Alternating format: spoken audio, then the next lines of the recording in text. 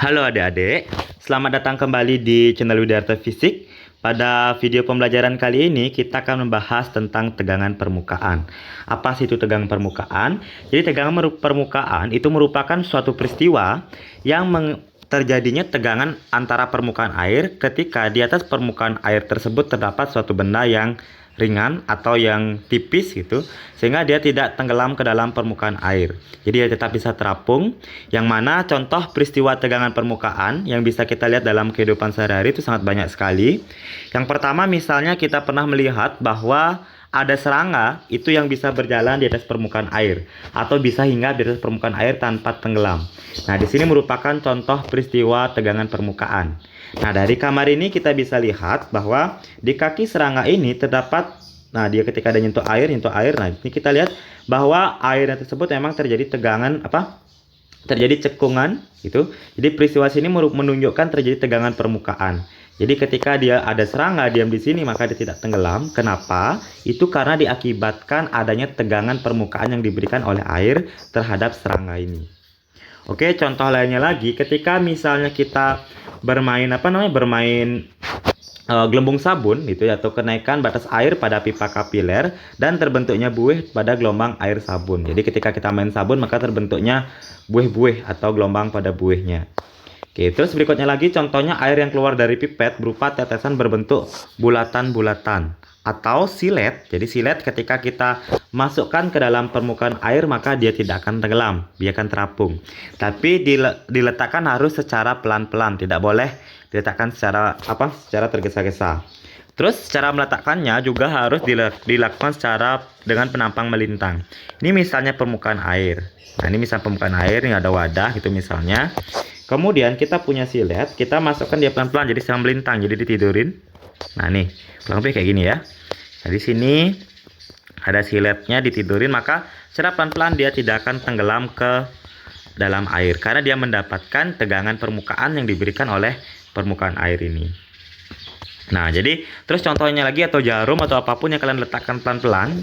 Jadi dengan cara melintang di sini dia juga akan mendapatkan tegangan permukaan air. Nah, dapat disimpulkan bahwa suatu benda yang sangat kecil atau benda yang ringan ketika diletakkan pelan-pelan ke dalam permukaan air dia tidak tenggelam, itu diakibatkan oleh peristiwa tegangan permukaan. Yang mana untuk tegangan permukaan sini masanya tentunya terbatas. Jadi bagaimana cara perhitungannya untuk menghitung berapa tegangan permukaan yang diberikan oleh air terhadap benda yang mengapung di atasnya sangat bergantung sekali kepada berat yang dimiliki oleh benda ini. Jadi benda yang diletakkan di atas ini.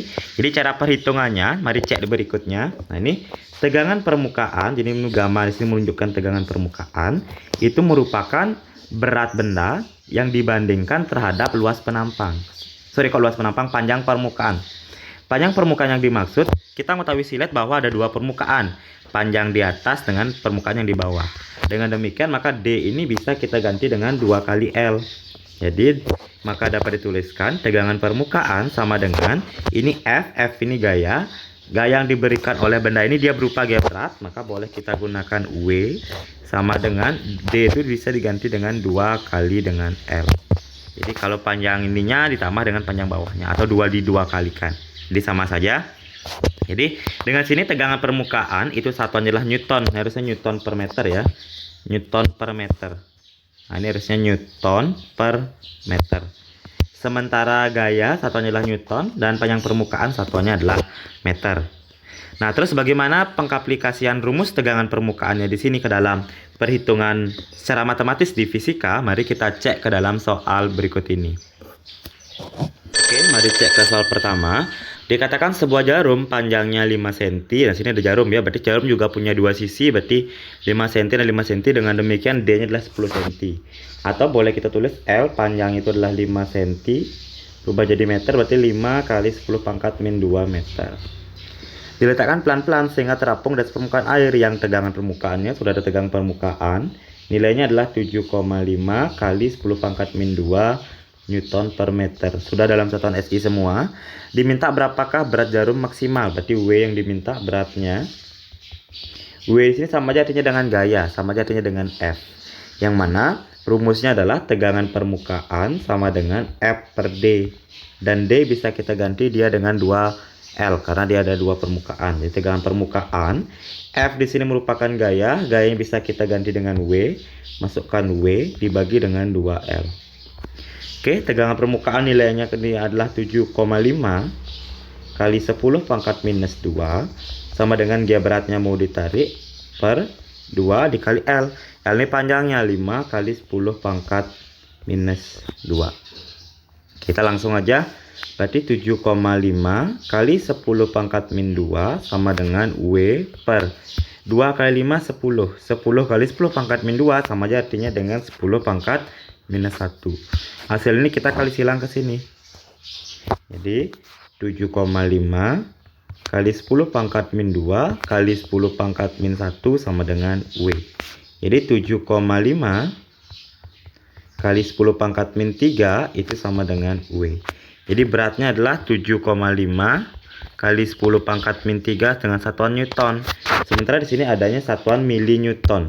Nah, jadi mili Newton 10 pangkat min 3 disebut sebagai mili. Jadi sama aja artinya dengan 7,5 mili Newton. Maka dengan demikian jawab yang paling tepat itu adalah option nomor C. Oke, mari kita cek lagi ke soal berikutnya.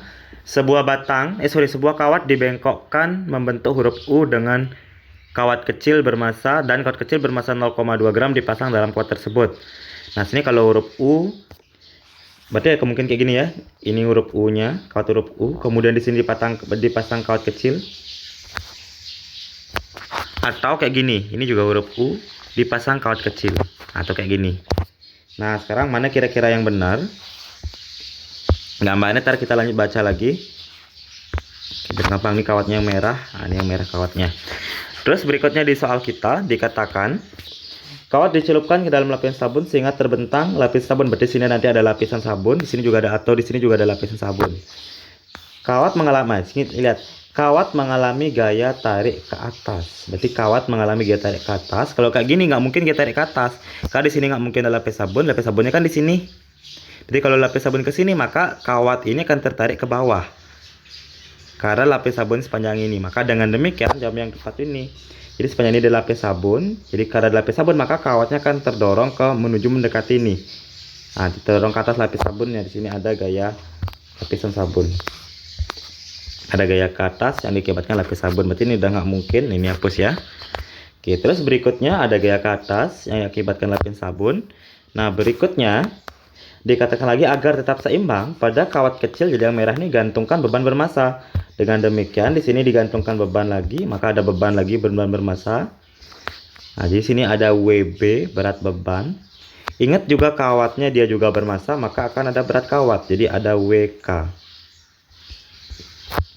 Terus pertanyaannya, jika kawat kecil adalah panjangnya adalah 10 cm, maka tegangan permukaan pada lapisan sabun. Nah, diminta tegangan permukaan, berarti tegangan permukaan diminta, rumusnya kan sama dengan F dibagi dengan D, atau tegangan sama dengan F dibagi dengan 2L. Oke, di sini kita belum mendapatkan nilai F-nya.